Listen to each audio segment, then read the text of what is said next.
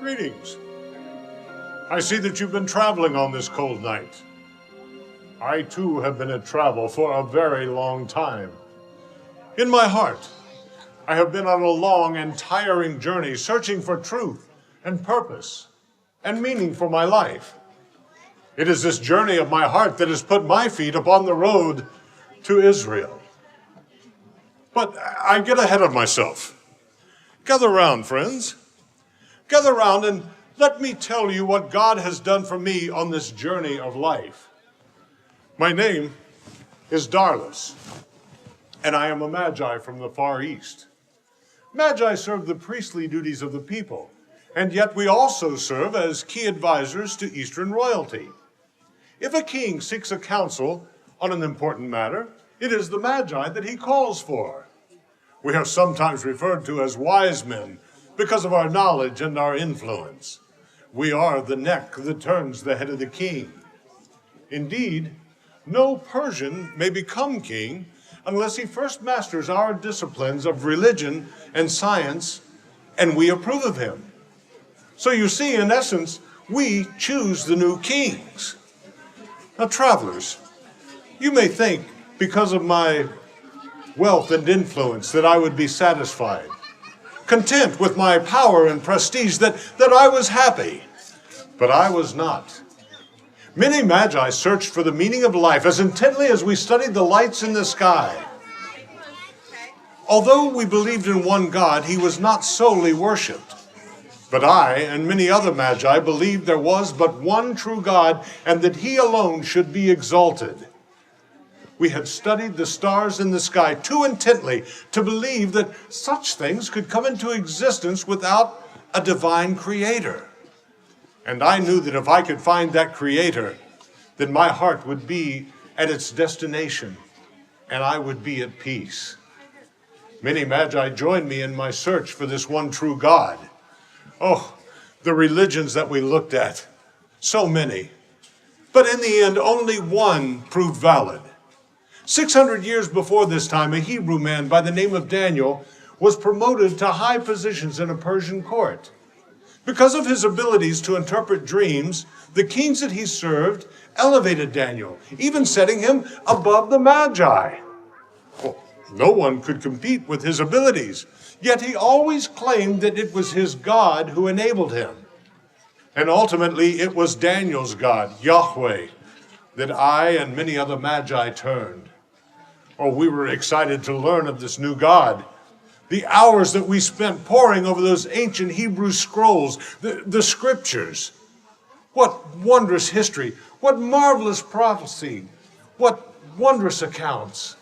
It was there also that we learned the most precious truth of all, that this God of the Hebrews was to send his very Son to be Messiah, to take upon himself the sins of the entire world.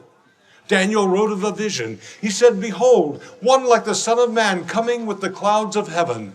And he came to the Ancient of Days, and they brought him near unto him, and to him was given power and glory and dominion, that all peoples, nations, and languages would serve him. And his dominion is an everlasting dominion." Oh, travelers, what hope this brought to my heart. What excitement welled up inside of me as I learned these things. We also knew from the scriptures that the time of the birth of this new king was near at hand. Oh, how I hoped, how I prayed that I might be alive when this new king was born. And travelers, I was alive when he came. One night, as we went out to study the skies, we beheld a star. But never had we seen a light so bright in the night sky before. I could scarcely take in breath as I beheld its beauty. Those first nights we did not sleep as we studied this phenomenon, and imagine our excitement when we realized that this star was a sign from God that the birth of the king had come. We knew that he was to be born in Israel.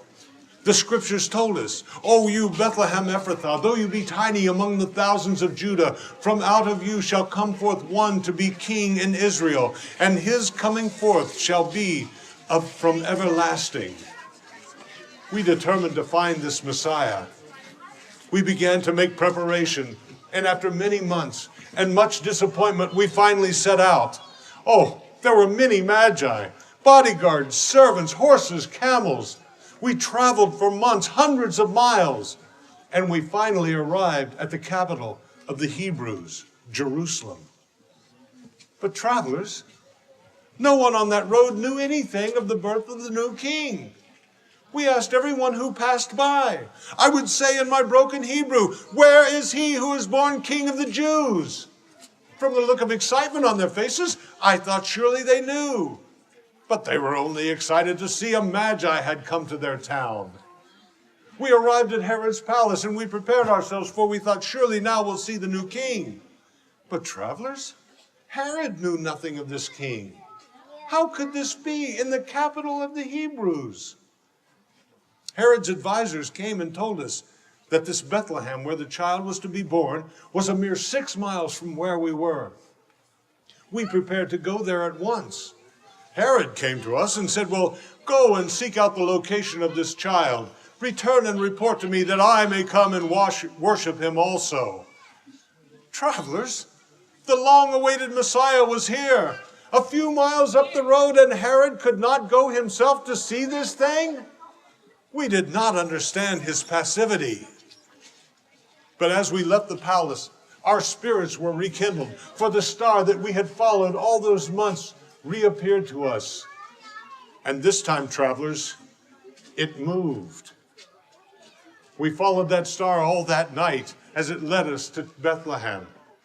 Travelers, all that distance, all that time that we had come, never had 6 miles seemed so long to me.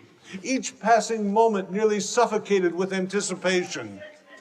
Finally, the star came to rest over a house in Bethlehem. And it was a small, poor house. Not the house that you would imagine for the home of a new king. We dismounted and went to the door, and a young woman answered, and we explained to her as best we could who we were and why we were there. We leapt with excitement when we heard the cry of a small child from the back of the room. And the woman said, "You've come to see Jesus." And we said, "Yes, Jesus, Savior."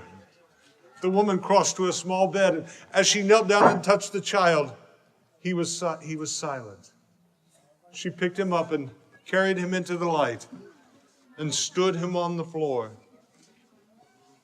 And there he was, the new king, barely able to stand, his eyes flashing as he beheld our fine clothing and fancy jewelry, his dark Hebrew skin glistening in the night light. We fell on our faces and we began to worship this child. We opened to him our gifts of gold, frankincense, and myrrh, gifts befitting only a new king. And travelers, I cannot explain what happened except to tell you that I believed that this was the Son of the living God. And I knew that I would be forever right with the God of the universe. My heart was at its destination, and I felt a peace such as I had never known. The child raised his arms to me, and he came toward me. He was not a comely child, as the world counts such things, but he had a countenance about him such as I have never seen before or since.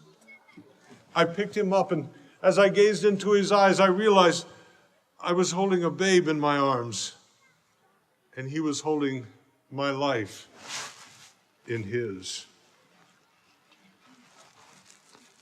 Travelers, I do not know why God chose to have his Son come to the world in this way. I only know that it was determined long ago, long before Daniel ever came to the Persian court, long before Moses met God in a burning bush in the desert, long before Adam and Eve sinned that first sin. It was determined that the privilege of announcing the new king would be given to the magi.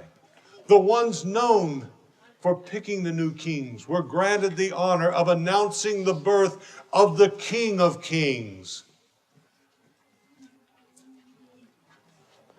As we left the house that night, the morning sky was brightening, and the star that we had followed all those months had vanished.